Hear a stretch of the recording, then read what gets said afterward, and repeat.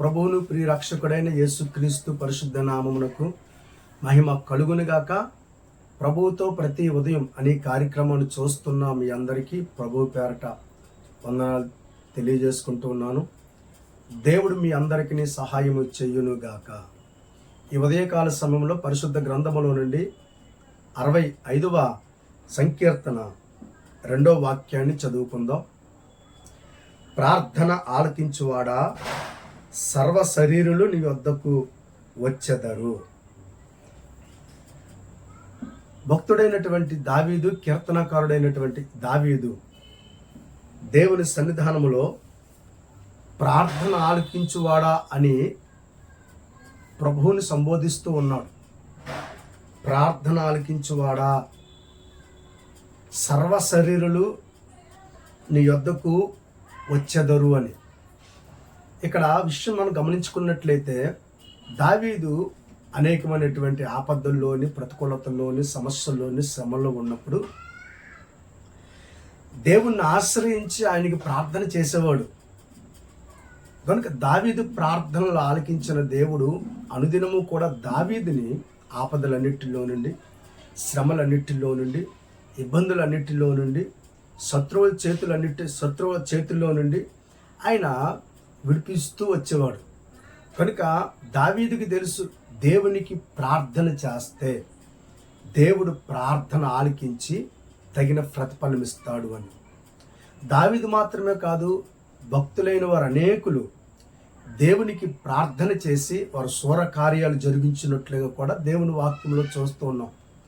కనుక దావీదు మాట్లాడుతున్న చక్కటి అనుభవం ఏంటంటే, ప్రార్థన ఆలకించువాడా, ఆయన ప్రార్థన వినే దేవుడు, ఆపత్కాలములలో నమ్ముకొనదగిన సహాయకుడు. ఆయన సన్నిధానములో మొర్ర పెడితే దాటిపోయేవాడు కాదని, ఆయన పాదాలు పట్టుకుని ఆయనను ఆశ్రయించి ఆయన చరణ వేడితే ఆయనను తప్పనిసరిగా ఆదుకునే దేవుడని గమనించి దేవుడు చేస్తున్నటువంటి ప్రతి మేలులు కూడా గుర్తెరిగి ఆయన ద్వారా పొందుకున్నటువంటి కార్యాలన్నింటిని బట్టి కూడా స్తుతిస్తూ దావీదు ప్రార్థన ఆలకించువాడా అని ప్రభువుని కనపరుస్తూ ఉన్నాడు. సర్వ శరీరులను యొద్దకు ఎందుకు వస్తూ ఉన్నారంటే, నువ్వు ప్రార్థన ఆలకించేవాడువు. నీ పాదాలు పట్టుకుని అయ్యా నాకు సహాయం చెయ్యి అని వేడుకునే వారందరి ఎడల కూడా కృప చూపించి వారి ప్రార్థనలకు మీరు వెంటనే జవాబిచ్చే దేవుడవు. ఈరోజు సమాజంలో అనేకులు ప్రభువైన యేసుక్రీస్తునందు ఎందుకు విశ్వాసం ఉంచుతూ ఉన్నారంటే, ఎవరైతే ఆయన సన్నిధానంలో ఎవరైతే ఆయనకి వారికున్న కష్టాలన్నీ ఆయనకి చెప్పుకుంటూ ఉన్నారో, ఆ కష్టాలన్నిటిలో నుండి వారికి విడుదలనిస్తూ ఉన్నాడు, ఆరోగ్యాన్ని ఇస్తూ ఉన్నాడు, నెమ్మదినిస్తూ ఉన్నాడు, సమాధానమునిస్తూ ఉన్నాడు, క్షేమాన్నిస్తూ ఉన్నాడు. ఈరోజు అనేకులు ప్రభువుని అంగీకరించడానికి గల కారణం ఒకటే, ఆయన ప్రార్థన ఆలకించే దేవుడు అని ప్రజలందరూ కూడా ఆయన గొప్పతనాన్ని రుచి చూచి తెలుసుకున్నారు. కఠినాత్ములు సహితము, దొంగలు సహితము, భయంకరమైనటువంటి ఆ క్షుద్ర పూజలు చేసిన వాళ్ళు సైతము కూడా నేటి దినాన్న యేసుక్రీస్తునందు విశ్వాసం ఉంచి వారు చేస్తున్నటువంటి పనికిరానిటువంటి పనులన్నీ విడిచిపెట్టి నమ్మదగిన దేవుని యందు విశ్వాసం ఉంచి ఆయన గొప్పతనాన్ని చాటి చెప్తూ ఉన్నారు. గల కారణం ఆయన చేయుచున్నటువంటి ఉపకారాలు అంత గొప్పవి గనుక. మన దేవుడు ప్రార్థన ఆలకించే దేవుడు కనుక దేవుని ప్రియులారా, ఆయన ఎవరు ప్రార్థన చేసినా త్రోసివేయుడు. వాక్యంలో చూసుకున్నట్లయితే 66వ కీర్తన 20వ వాక్యాన్ని మనం చదువుకున్నట్లయితే 19-20 వచనాలు చదువుకున్నట్లయితే, నిశ్చయముగా దేవుడు నా మనవి ఆలకించి ఉన్నాడు, ఆయన నా విజ్ఞాపన ఆలకించి ఉన్నాడు. ఆలకిస్తాడు కాదు, ఆలకించి ఉన్నాడు. దేవుని ప్రియులారా, దేవుడు నా ప్రార్థనను త్రోసివేయలేదు, నా యొద్ద నుండి తన కృపను తొలగింపను లేదు. దేవుడు నా ప్రార్థనను త్రోసివేయలేదు. దేవుని ప్రియులారా, నా యొద్దకు వచ్చిన వారిని నేను ఎంత మాత్రము త్రోసివేయును అని ప్రభువు చెప్పారు. ఆయన యొద్దకు రావడం అంటే దేహి అని ఆయన పాదాలు పట్టుకుని ఆయన పాద పద్మముల ఎదుట సహాయం కొరకే వేడుకున్న వారిని ఏమాత్రము కూడా నిరాశతో నిస్పృహతో పంపేవాడు కానే కాదు.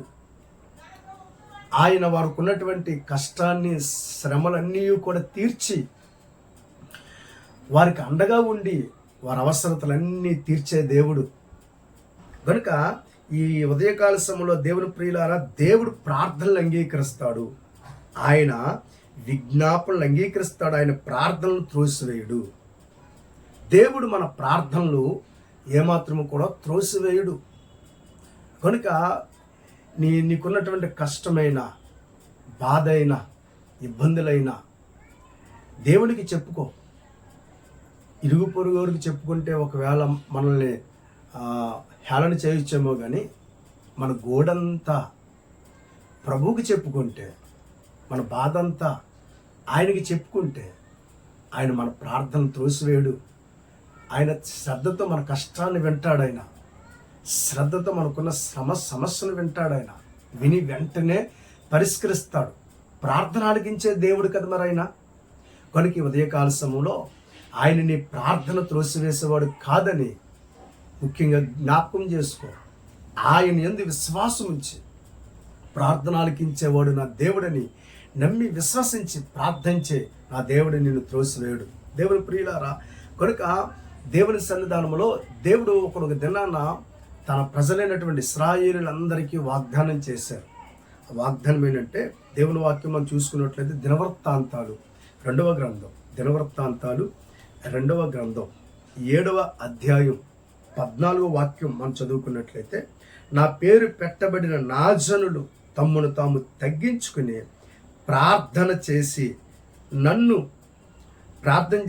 వెదికి తమ చెడు మార్గములను విడిచిన యెడల ఆకాశము నుండి నేను వారి ప్రార్థనను విని వారి పాపమును క్షమించి వారి దేశమును స్వస్థపరచుదును.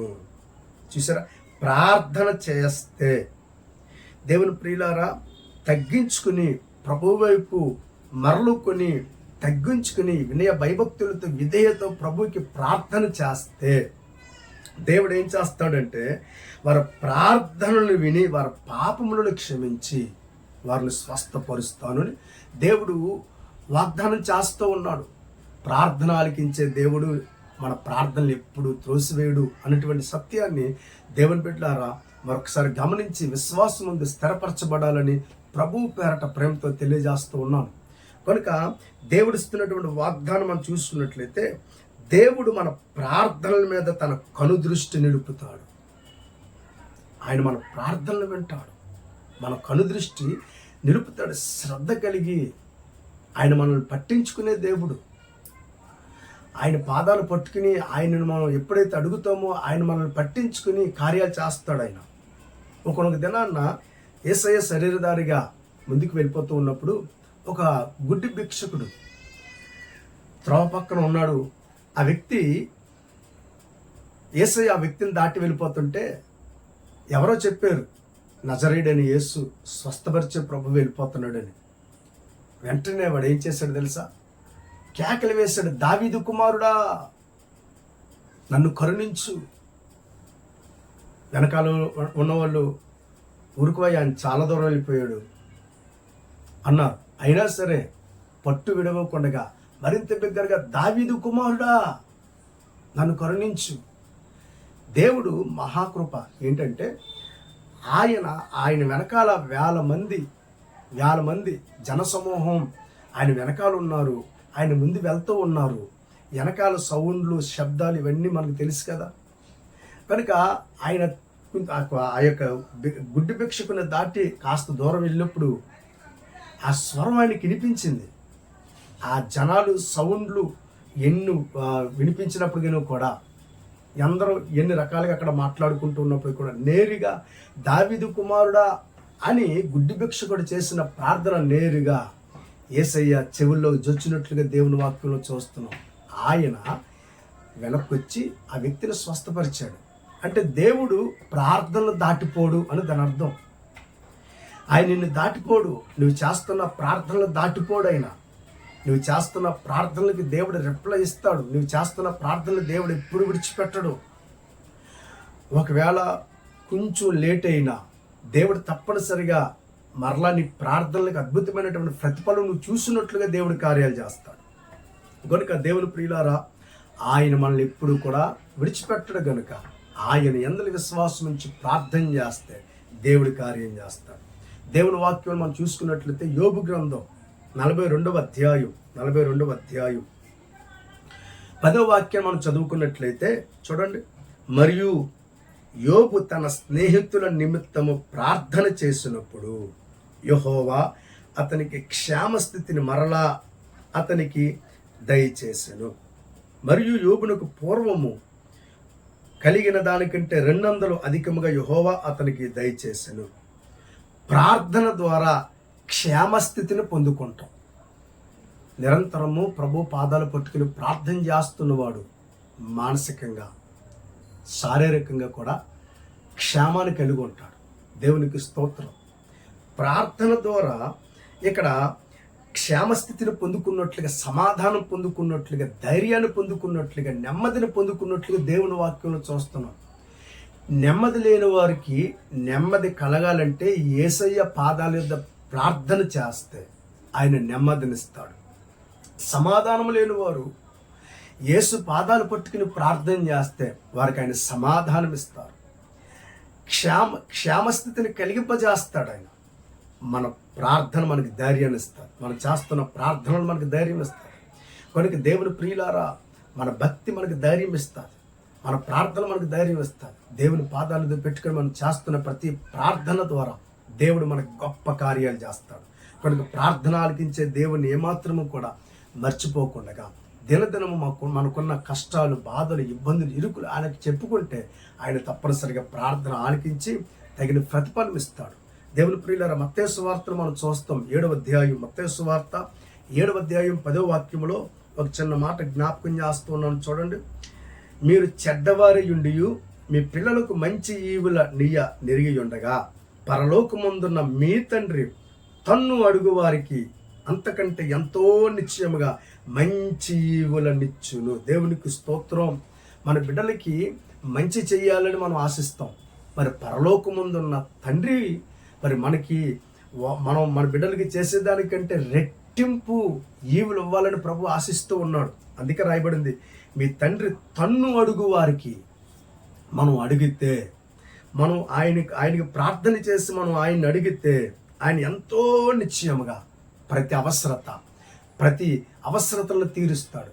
ఈవులన్నీ ఇస్తాడు. కావలసినవన్నీ కూడా దేవుడు ఆయన చిత్త ప్రకారంగా సమకూరుస్తాడు. గనుక ఈ ఉదయకాల సమయంలో ప్రార్థన ఆలకించే దేవాది దేవుని విశ్వాసం ఉంచి నమ్మకంగా దేవుని సన్నిధానంలో ప్రార్థన చేయండి. ప్రార్థన ఆలకించే దేవుడు మన అందరి జీవితాల్లో మేలులు చేస్తాడు.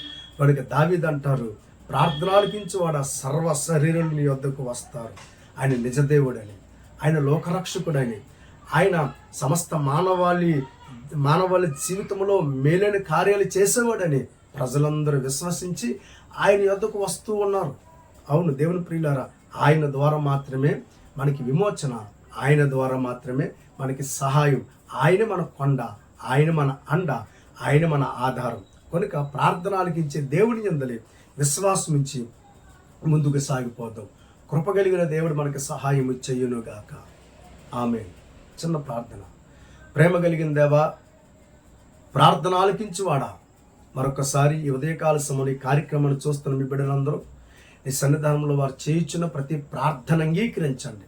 తగిన ప్రతిఫలాలు ఇచ్చి నడిపించండి. నీ వాక్యం రాయబడినట్లుగా ప్రార్థన ఆలకించువాడ సర్వ శరీరులు నీ యొద్దకు వచ్చేదరని రాయబడింది. అంటు ప్రభా, అనేకులు నీ యొద్దకు రావడానికి గల కారణం నువ్వు మాట్లాడే దేవుడు, నువ్వు కార్యాలు చేసే దేవుడు నా తండ్రి. కనుక ప్రజలందరూ గుర్తించి నీ అందరి విశ్వాసంతో ముందుకు సాగిపోతూ ఉండగా వారుకున్న ప్రతి అవసరతలను నీ పరిశుద్ధ నామంలో తీర్చమని వేడుకుంటూ యేసు నామం ధరి ప్రార్థన అడిగి వేడుకొనుచున్నాము తండ్రి.